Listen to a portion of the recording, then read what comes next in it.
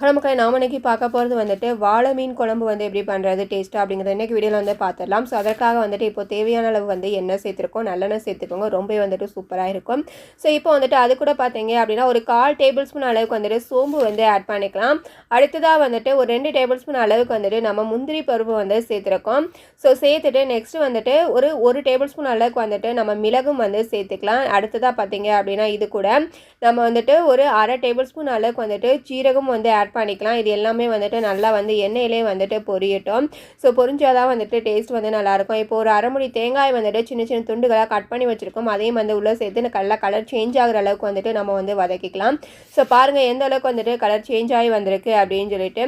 So இந்த அளவுக்கு வந்துட்டு கலர் வந்து நல்லா சேஞ்ச் ஆகி வரட்டும், அப்போ தான் வந்து நல்லாயிருக்கும். இப்போ இது கூட வந்துட்டு ஒரு 6 தக்காளி பழம் சின்னதாக இருக்கிறனால 6 சேர்த்துருக்கோம், பெருசாக இருந்துச்சு அப்படின்னா நீங்கள் கம்மியாக சேர்த்துக்கோங்க. ஸோ நெக்ஸ்ட் வந்துட்டு ஒரு 2 பெரிய வெங்காயத்தை வந்துட்டு கட் பண்ணி வந்து உள்ளே சேர்த்துருக்கோம். சின்ன வெங்காயம் சேர்த்திங்க அப்படின்னா இன்னும் டேஸ்ட் வந்துட்டு நல்லாயிருக்கும், இருந்துச்சு அப்படின்னா ஆட் பண்ணிக்கோங்க. ஸோ இது எல்லாத்தையுமே வந்துட்டு நல்லா வந்து வதக்கிக்கலாம். தக்காளி எல்லாமே நல்லா வதங்கி வரட்டும்.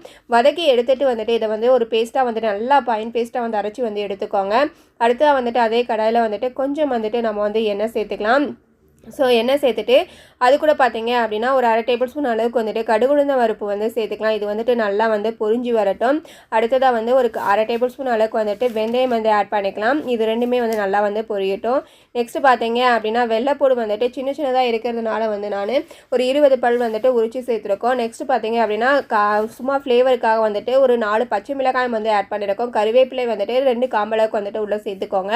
ஸோ இது எல்லாமே வந்துட்டு நல்லா வந்து கலர் வந்துட்டு சேஞ்ச் ஆகி வரட்டும், அப்போ தான் வந்து டேஸ்ட் வந்துட்டு நல்லாயிருக்கும். பாருங்கள் எந்த அளவுக்கு வந்துட்டு கலர் சேஞ்ச் ஆகி வதங்கியிருக்கு அப்படின்னு சொல்லிட்டு. இந்த ஸ்டேஜில் வந்துட்டு நம்ம அரைச்சி வச்சுருக்கோம் இல்லையா பேஸ்ட்டு, ஸோ அதையும் வந்து உள்ளே சேர்த்துக்கோங்க. சேர்த்துட்டு வந்து அது வந்து லைட்டாக அதனுடைய பச்சை வாசனை எல்லாமே போகிற அளவுக்கு வந்துட்டு நம்ம எண்ணெயிலே வந்து வதக்கிக்கலாம். பாருங்கள் எந்த அளவுக்கு எண்ணெய் வந்துட்டு பிரிஞ்சு வந்திருக்கு அப்படின்னு சொல்லிட்டு. இந்த ஸ்டேஜுக்கு வந்து நல்லா வந்துட்டு அடுப்பை வந்துட்டு பக்கத்தில் இருந்து நல்லா வந்து கிளறி விட்டுக்கோங்க.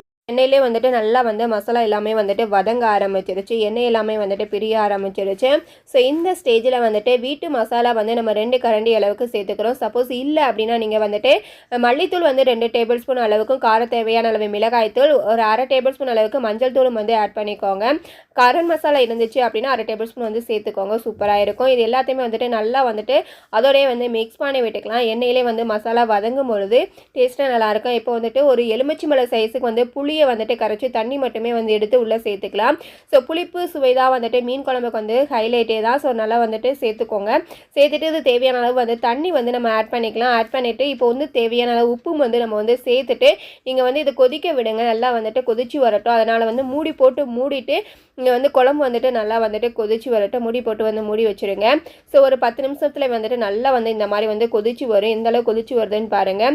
ஸோ இந்த மாதிரி கொதிச்சு பச்சை வாசனை எல்லாமே போனதுக்கப்புறமா உப்பு காரம் எல்லாமே கரெக்டாக இருக்குது அப்படிங்கிறத செக் பண்ணிவிட்டு நீங்கள் வந்து க்ளீன் பண்ணி வச்சுக்கக்கூடிய மீன் துண்டுகளை வந்து உள்ளே சேர்த்துக்க ஆரம்பிச்சிருங்க. ஸோ மீன் துண்டுகளை வந்துட்டு உள்ளே சேர்த்துட்டு ஒரு 10 நிமிஷத்துலேயே வந்துட்டு அடுப்பை வந்து ஆஃப் பண்ணிடுங்க. ஏன்னா மீன் வந்துட்டு ரொம்ப சீக்கிரமாக வந்து வெந்து வந்துடும். ரொம்ப நேரம் அடுப்பில் போட்டிங்க அப்படின்னா குழஞ்சி போயிடும். ஃபைனல் டச்சாக வந்துட்டு நம்ம வந்து கொத்தமல்லியும் கருவேப்பிலையும் வந்து சேர்த்துருக்கோம். பாருங்கள் சூப்பராக வந்து எண்ணெய் எல்லாமே பிரிஞ்சு அருமையாக வந்து குழம்பு வந்துட்டு ரெடி ஆயிடுச்சு. ஸோ இந்த ஃபைனலாக வந்துட்டு இந்த மாதிரி தான் வந்து எங்களுக்கு வந்துருந்துச்சு. நீங்களும் வந்து கண்டிப்பாக வீட்டில் வந்து ட்ரை பண்ணி பாருங்கள். இது போல் நிறைய வீடியோஸ் வந்து உங்களுடைய சேனல் வந்து அப்லோட் பண்ணியிருக்கோம். உங்களுக்கு எல்லாமே வந்து யூஸ்ஃபுல்லாக இருக்கும். தேவை அப்படின்னா வந்துட்டு செக் பண்ணி பாருங்கள். ஸோ இந்த வீடியோ, இந்த ரெசிபி, இந்த தகவல் உங்களுக்கு பிடிச்சிருந்துச்சி அப்படின்னா நம்முடைய சேனலை வந்துட்டு மறக்காமல் வந்து சப்ஸ்கிரைப் பண்ணி சப்போர்ட் பண்ணுங்கள். எப்படி இருந்துச்சு அப்படிங்கிறத வந்துட்டு மறக்காமல் வந்து கமெண்ட் பண்ணுங்கள். தேங்க்யூ ஃபார் வாட்சிங்.